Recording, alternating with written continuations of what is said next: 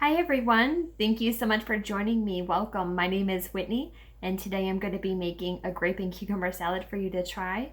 This is nice because grapes are in season right now, so it's a great way to try something new with grapes. So let's dive right in and I hope you guys enjoy. So in this bowl we have 3 cups of grapes that have been cut and washed in half.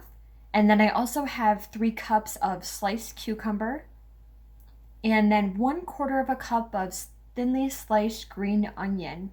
Okay, so this is all that's in that bowl right now. And you can see there's such a great color already in that bowl.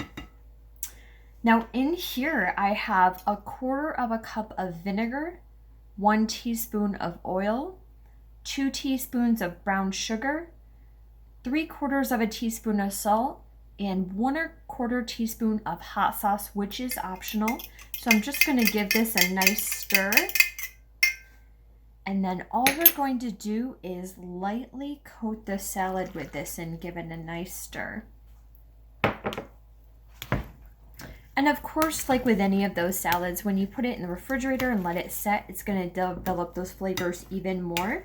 But this is a nice salad to try for the fall, so I hope that you enjoy it and have fun making this at home. Have a great day, everybody.